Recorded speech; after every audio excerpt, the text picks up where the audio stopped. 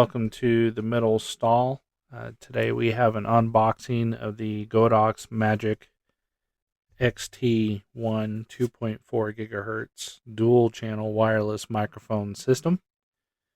We're going to go through the unboxing. I'll show you what's in the box, and then I'll take you through some of the screen displays, and we've got a couple tests at the very end.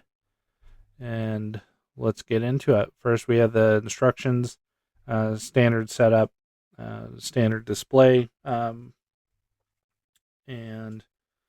then the bilingual instructions. It does come in a nice carrying case. It is a hard case, so you won't get a lot of your stuff crushed in there. Has a lot of different connectors.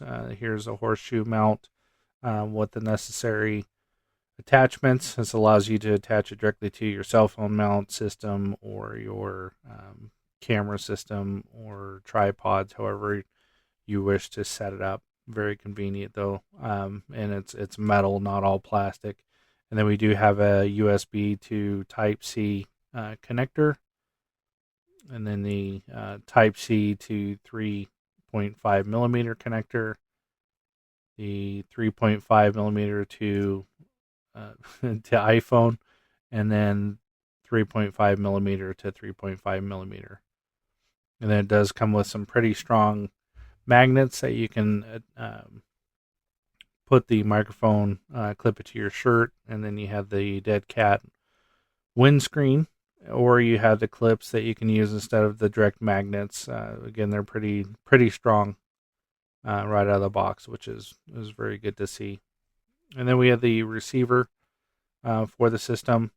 One of the most convenient aspects of this particular microphone system is that the transmitters attach right to the back, and they charge off of the main system here. So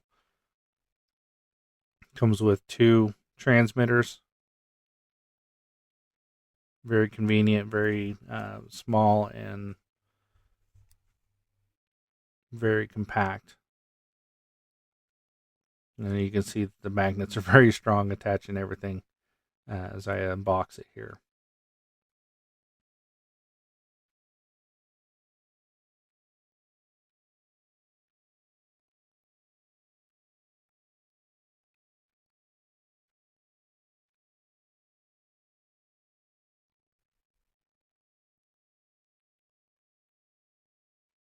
The receiver does come with the direct monitoring system or for your headphones, so you can plug in headphones directly into it and monitor live while you're doing your recording.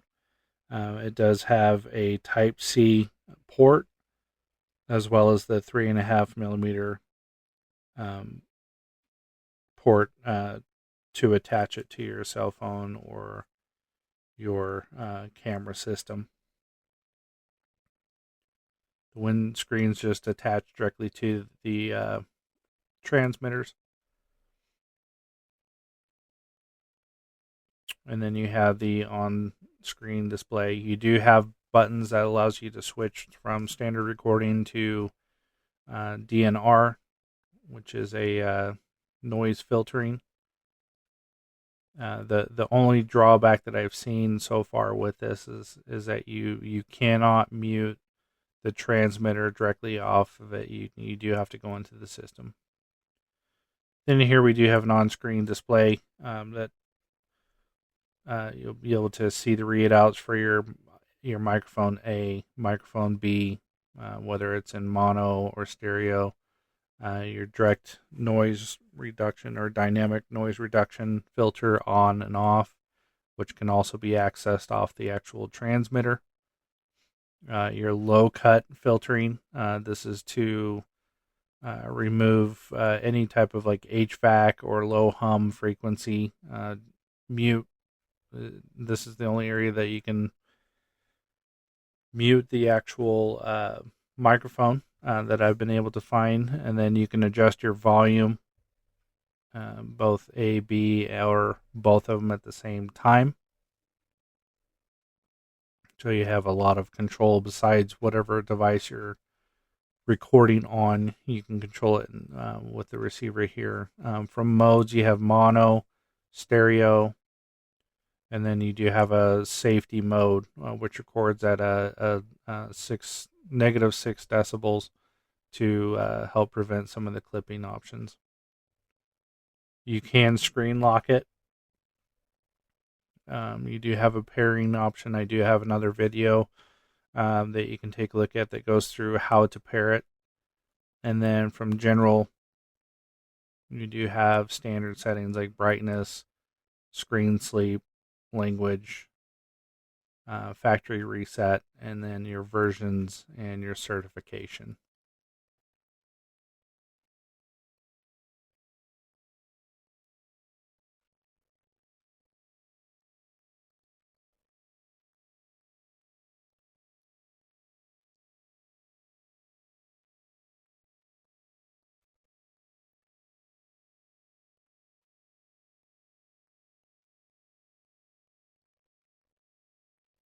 So with this particular transmitter, the blinking light indicates that it is not paired. At the time of this recording, I did have an issue with one of them pairing, which I have since resolved. You can see that transmitter B is broadcasting. It does have the DNR turned on currently, but it is picking up the signal very clearly. And then one click allows you to switch it to take the DNR or dynamic noise reducer off. The battery indicators as well as the signal strength is right on the screen for you as well.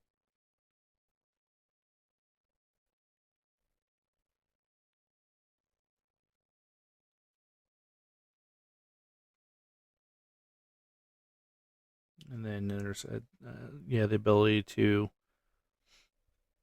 store your transmitters right on the back, so everything's convenient. And then that hole there is to connect it to the horseshoe, which allows you to have it mounted to your recording device, whether that's your cell phone or your camera.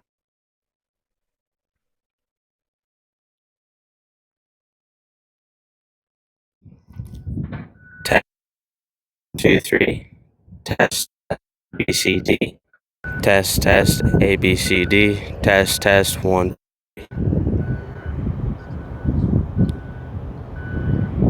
Okay, give me a test, full thing.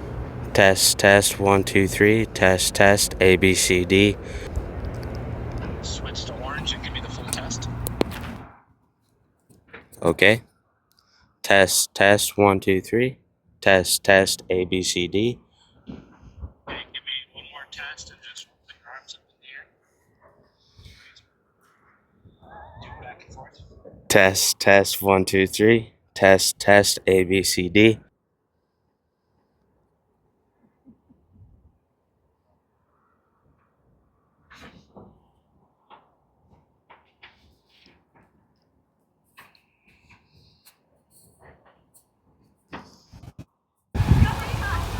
Mic test, no filter, no windscreen or dead cat.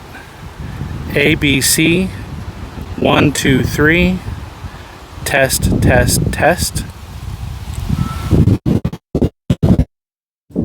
Mic test 2 with DNR on, no dead cat. 1, 2, 3. ABC, 1, 2, 3, 4. Test number 3, no dead cat on.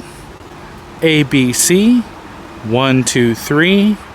Test. Test number 4, dead cat on, DNR on. 1, 2, 3. ABC, test. Overall, I would give this an 8 out of 10 review. So far, it's performing as expected, though there have been some complications along the way. I did use this on a video set, and I did have some dropping out of the recording. Though the conditions I think were a little bit harsher than what it's designed for. In my tests, they're extreme distances, which in no way that is a practical use for these. Though I did experience some issues with it unpairing one of my um, transmitters, and unfortunately, it took several days to get that resolved, as the pairing instructions aren't 100% accurate.